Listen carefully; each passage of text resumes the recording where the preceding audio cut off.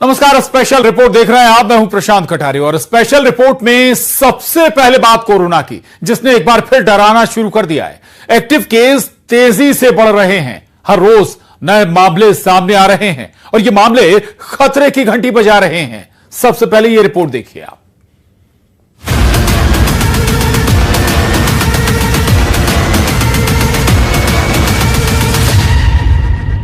एक 1000 से ज्यादा एक्टिव केस, 6 से ज्यादा मौत।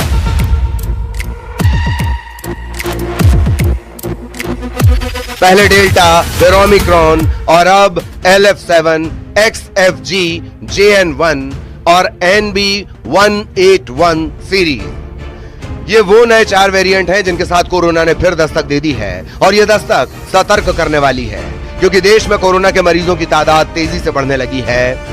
मध्य प्रदेश समेत कई राज्यों में कोरोना के मामलों में बढ़ोतरी देखने को मिल रही है।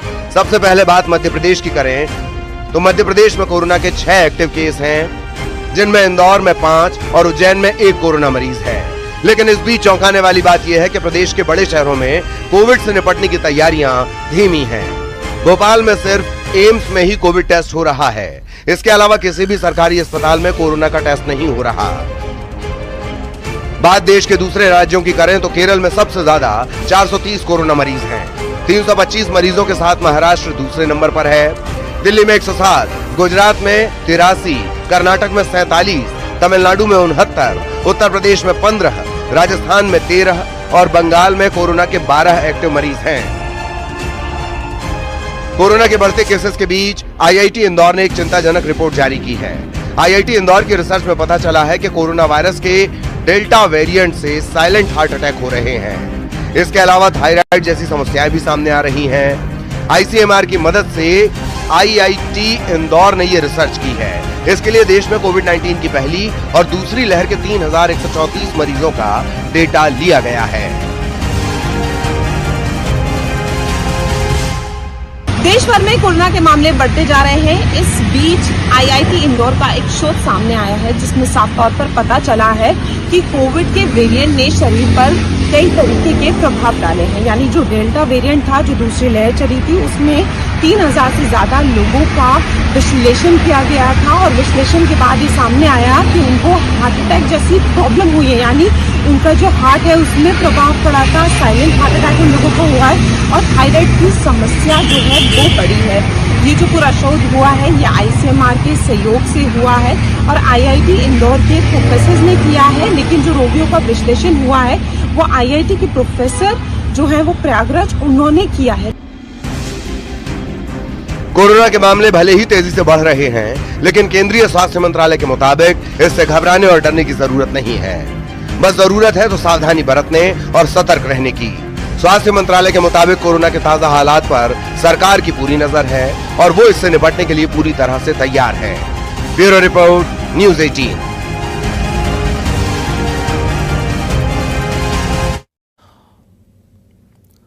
तो कोरोना देश में एक बार फिर दस्तक दे चुका है। 1000 से ज्यादा मामले सामने आ चुके हैं और इतना ही नहीं, आधा दर्जन मौतें भी कोरोना की वजह से हो चुकी हैं। यानी चिंता बढ़ना लाजमी है, एहतियात भी बरतना है, सिस्टम को भी दुरुस्त करना है और अस्पतालों में भी व्यवस्था दुरुस्त होनी चाहिए। हमारे साथ बातचीत के लिए उज्जैन से अजय पटवा जुड़ रहे हैं, भोपाल से रमाकांत दुबे, इंदौर से मिथिलेश गुप्ता हमारे साथ हैं।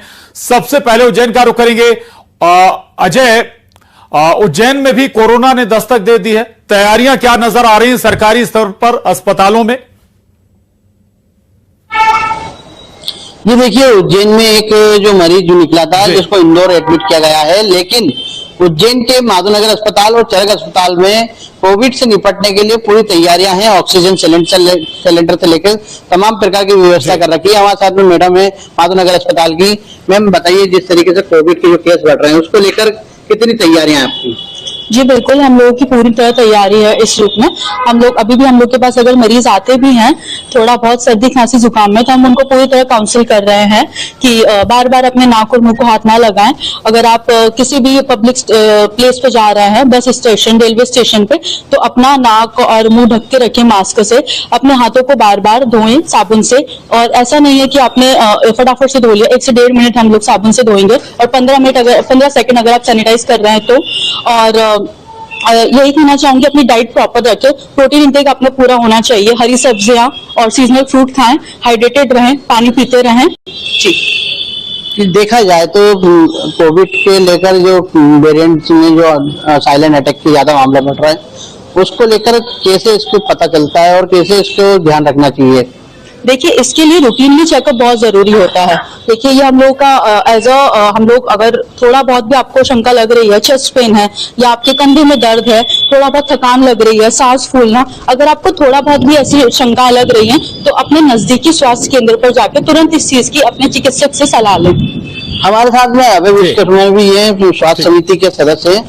अभय जी, आप बताइए, जिस तरीके से अस्पताल में किस प्रकार की तैयारियां आपकी तरफ से की रखी? देखिए, कोविड को लेके अभी माधवनगर चिकित्सालय में 10 बेड और चरक अस्पताल में 20 बेड आरक्षित किए गए हैं। इससे घबराने वाली कोई बात नहीं, हम पूरी तरह से हर प्रकार की स्थिति से निपटने के लिए तैयार हैं।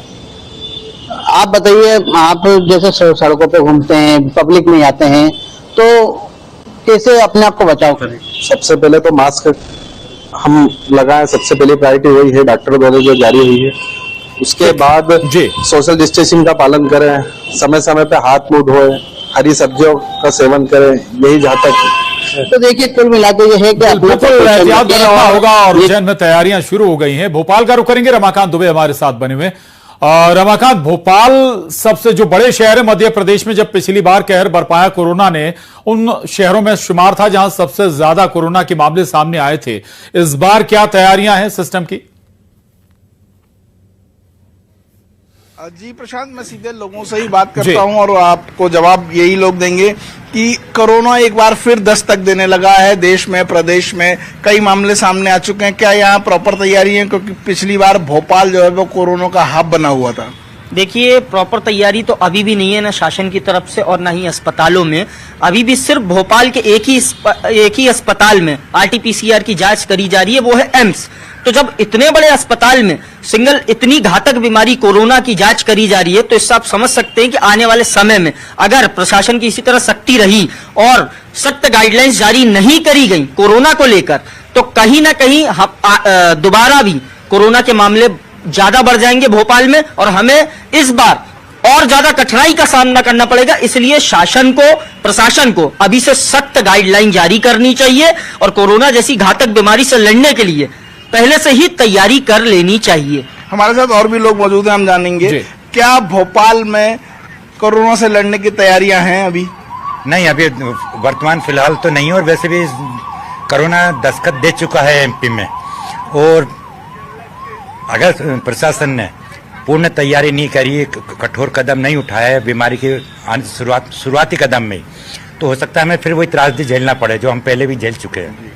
अभी आप लोग जैसे पब्लिक प्लेस पे जाते हैं तो क्या अपनी तरफ से कोई सावधानियां इस्तेमाल कर रहे हैं? मास्क लगाना या दूरी बरतना या ग्लव्स पहनना वगैरह? नहीं, अभी तो प्रशासन ने चेतावनी नहीं दी है, ना कोई गाइडलाइन जारी की है, इसलिए अभी वर्तमान में मैं भी बगैर मास्क के हूँ। समस्या यही है कि क्या प्रशासन की चेतावनी देना या गाइडलाइन जारी करना ज्यादा जरूरी है? अगर हम रोज देख रहे हैं कि कोरोना के मामले बढ़ रहे हैं, तो खुद से भी कुछ जो है सावधानियां बरती जानी चाहिए।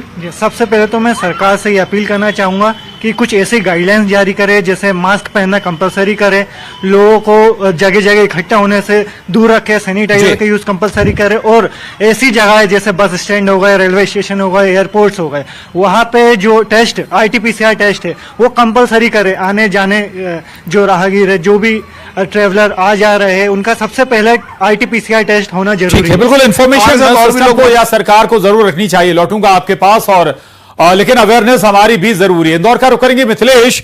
इंदौर में अगर हम डेथ रेशियो बात करें, पिछले जब कोरोना का कहर आया था तो सबसे आगे था इंदौर, जहां सबसे ज्यादा जान कोरोना ने ली थी। अभी भी अगर हम जिक्र करें, 6 कोरोना के मामले MP में आए, उनमें से 5 इंदौर में हैं। गंभीरता समझनी होगी मिथिलेश।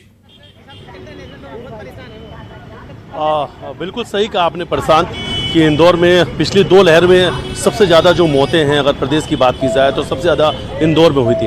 हालांकि इस बार अभी तक जो कोविड के केसेस आए हैं उसमें कई लोग ऐसे हैं जो इंदौर के बाहर रहने वाले, इंदौर में उन्होंने जांच कराई थी, उनकी रिपोर्ट इंदौर में पॉजिटिव आई थी। लेकिन सरकारी दावे की बात की जाए तो तैयारियाँ बहुत हैं, लेकिन अब इंदौर की जनता कोविड को लेकर कितनी गंभीर है, सीधे उन्हीं से पूछते हैं। कोरोना को लेकर आप लोग कितने गंभीर नजर आ रहे हैं? बढ़ते हुए मामलों को देखते हुए?